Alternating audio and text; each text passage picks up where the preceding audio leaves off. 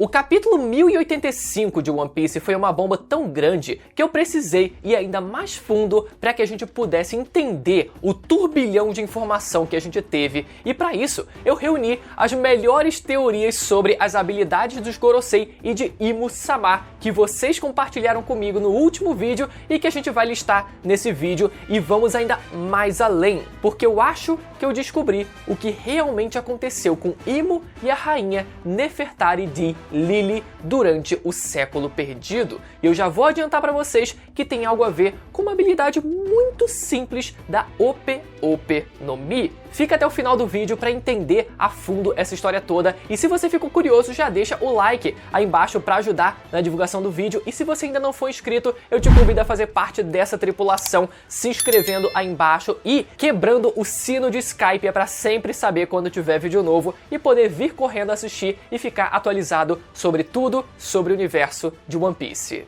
Primeiro, sobre as Akuma no Mi dos Gorosei e de Imu. O que não falta é teoria para tentar supor que tipo de poderes cada um deles tem, e algumas possibilidades são realmente muito boas. Por exemplo, teve gente que correlacionou o que pareceu, ser a silhueta de Imu nesse capítulo, já que era a criatura que aparece descendo as escadas de onde ficava o trono vazio, com o formato das sombras de Thriller Bark, que nunca tiveram uma explicação dentro da obra, mas que parecem ter sido inspiradas na criatura chamada Umibozu, um yokai japonês que vive no oceano e amaldiçoa o navio de qualquer pessoa que falar com ele, e que um de seus kanjis vem da palavra mar. E Imu, ao contrário, pode ser lido como Umi, que significa mar, e está presente na palavra Umibozu. E lembrando que foi dito também no arco de Egghead que o mar é considerado a mãe natureza de One Piece, que julgou a criação das Akuma no Mi como algo antinatural, e por isso o mar odeia os usuários de Akuma no Mi,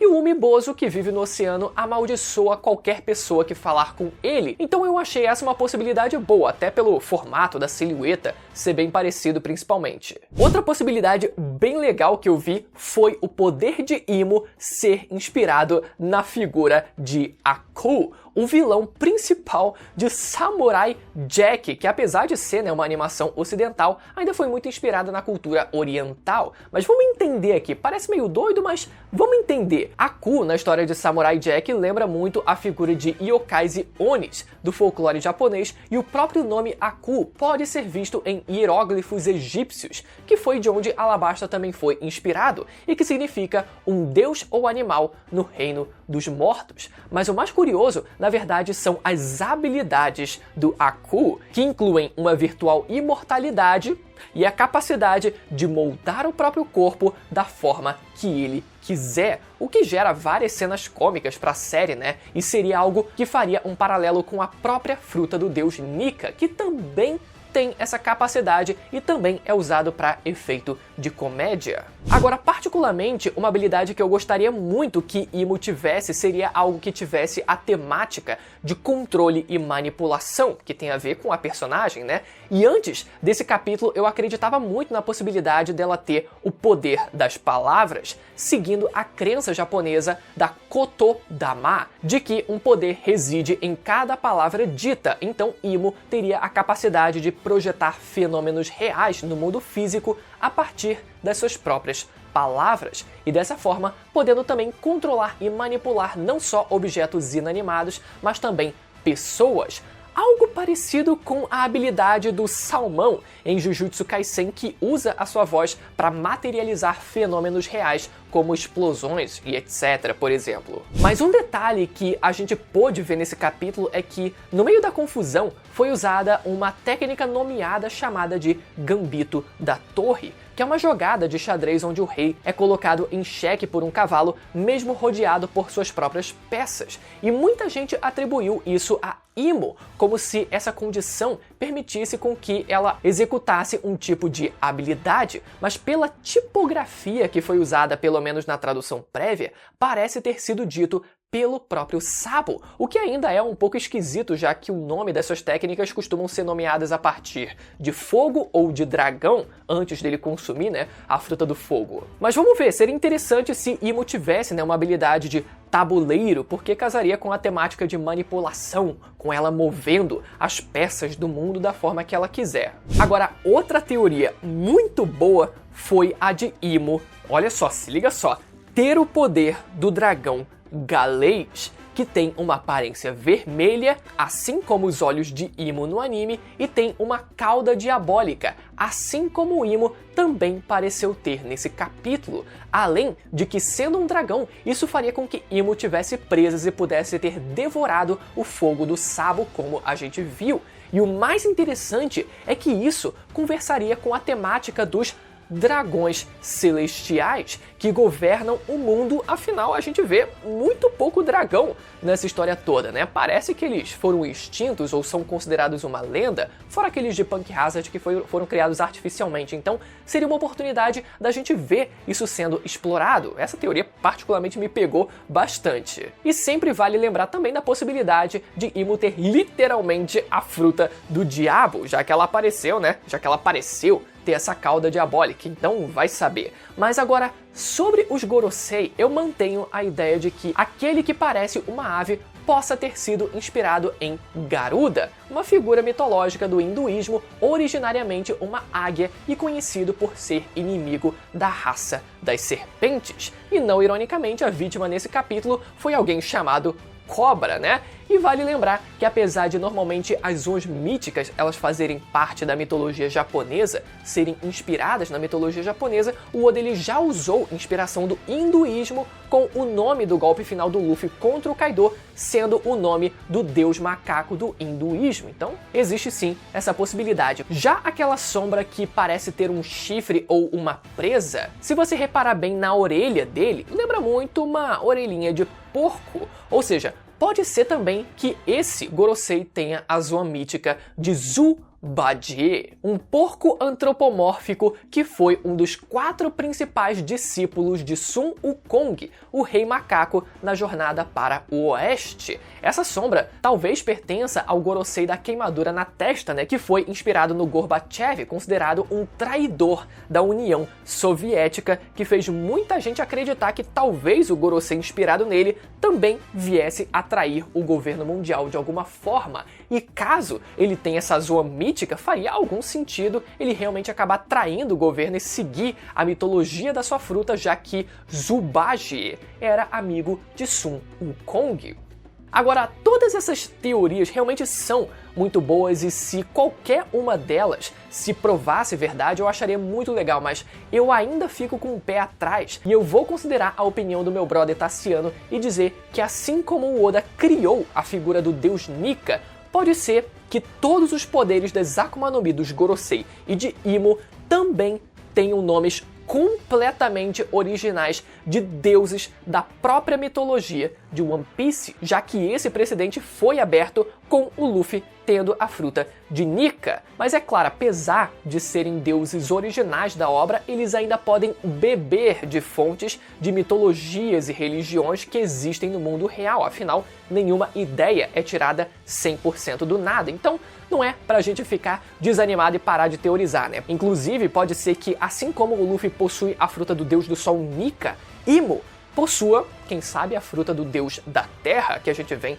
teorizando aqui no canal, né? E que talvez tenha um nome que também seja uma onomatopeia, assim como Nika é uma onomatopeia para risada, que inclusive já foi usada no Luffy algumas vezes na obra, em capítulos bem antigos até. Então fica aí para vocês pensarem que tipo de onomatopeia poderia ser o nome da fruta de Imo. Também tivemos nesse capítulo a revelação de que a família real de Alabasta também possui o sobrenome dos D, e o Oda, por incrível que pareça, já tinha dado essa dica no capítulo em que a Vivi aparece no seu navio a caminho do Reverie, e na vela do navio, logo abaixo, parecia ter a letra D, só que era, na verdade, a parte de cima da letra R de Arabasta, que acabou parecendo um D pela perspectiva vinda muito de cima. Então nessa, meu amigo, o Oda ele foi gênio, não tem como a gente negar. Mas agora, tentando entender o que teria acontecido com a rainha Lili e a sua relação com Imo, primeiro a gente precisa voltar na história do Egito Antigo, do nosso mundo, onde Nefertari, que existiu na vida real, foi uma grande rainha egípcia, esposa de Ramsés II, cujo seu nome significava a mais bela, a mais perfeita. Isso lembra vocês de algum personagem? Exatamente, a boa Hancock, conhecida em One Piece como a mulher mais bela e perfeita do mundo. E o que essas duas mulheres têm em comum? Que a ilha, governada pela boa Hancock, Amazon Lili, carrega o mesmo nome da antiga rainha de Alabasta, Nefertari de Lili. E essa é uma coincidência muito específica que eu cheguei a citar no meu review, inclusive, já que não só o nome é exatamente o mesmo, mas a Ilha das Amazonas possui uma temática de cobras, assim como o rei de Alabasta que veio a falecer também se chamava Rei Cobra. Isso leva a gente a pensar que talvez a rainha Lili tenha, quem sabe, fundado a Ilha das Amazonas depois da queda do Reino Antigo, mas eu tô achando que o destino da rainha Lili, na verdade, tenha sido outro. Mas como essa correlação não pode ser coincidência, talvez a Ilha das Amazonas tenha se inspirado na figura da rainha Lili, ou a própria rainha Lili, antes de se tornar rainha, talvez tenha se originado de Amazon Lili e acabou se apaixonando por alguém e abandonou o país depois, partindo até Alabasta. Agora, sobre a parte mais importante, ficamos sabendo então que Nefertari de Lili era o governante do reino de Alabasta durante o século perdido e que ela desapareceu depois de se recusar a continuar fazendo parte daquilo. O reino de Alabasta não teria feito o juramento perante o trono vazio, o que pode significar duas coisas. Ou eles não queriam fazer parte do governo mundial sabendo da existência de Imo, que é o mais provável, ou os Nefertari não teriam feito o juramento porque alguém dessa família quis se colocar acima de todos os outros. Afinal, a gente vê ali, logo atrás de Imo, uma espada fincada no chão que deveria provavelmente estar fincada na frente do trono vazio. Ou poderia ter acontecido essas duas possibilidades ao mesmo tempo, mas a gente vai desenvolver isso melhor já já. Enquanto isso, vimos também que Imo também, essa foi a grande bomba, que ele também era o nome de um dos 20 reis que formaram o governo mundial, assim como Lili. Vimos também que Imo possui um dialeto bastante arcaico e parece falar de maneira masculina, o que entra um pouco em contradição com todos os trejeitos femininos que a gente viu da personagem no Salão das Flores, por exemplo. Então, o que tá acontecendo? Que tipo de contradição é essa? Alguma coisa teria acontecido com Imo e Lili diretamente, e eu acredito que a resposta para essa pergunta já tenha sido respondida pelo homem Don Quixote do Flamingo. Do Flamingo, enquanto estava preso em Impel Down, cita a existência do Tesouro Nacional de Marijoa, que a princípio todo mundo pensou, todo mundo foi levado a acreditar que seria o segundo chapéu de palha gigante, provavelmente pertencente a Joy Boy no passado.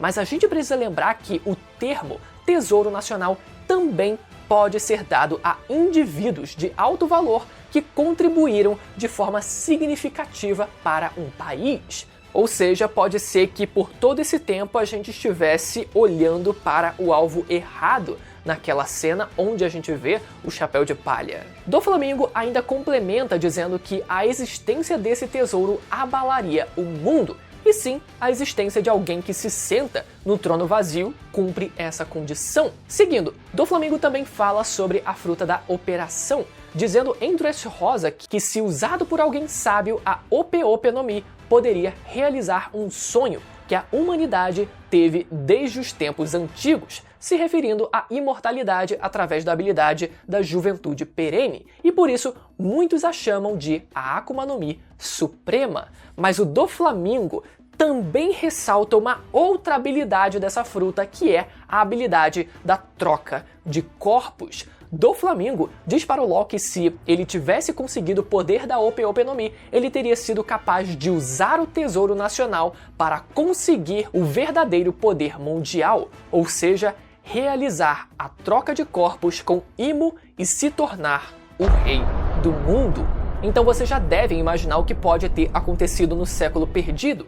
Imo, sendo originalmente um homem e parte dos 20 reis, que a gente não sabe ainda de qual reino ele faria parte, teria trocado de corpo com a rainha de Alabasta, Nefertari de Lili. E por qual motivo Imo teria feito isso? A resposta seria que Lili teria um corpo virtualmente imortal devido à cirurgia da juventude perene que um antigo usuário teria executado nela, por isso ela seria alguém tão valiosa. Ou talvez Imo originalmente fosse quem tivesse a fruta da operação e assim que tivesse realizado a cirurgia da juventude perene, poderia ter trocado de corpo com ele, já que ao executar essa habilidade o usuário da fruta acaba morrendo, então talvez tivesse que ter sido feito muito às pressas ali. O fato é que, por ser uma habilidade em que o usuário acaba morrendo, não teria como Imo, se ele tivesse a fruta da operação, executar a cirurgia nele mesmo, teria que ser obrigatoriamente em outra pessoa,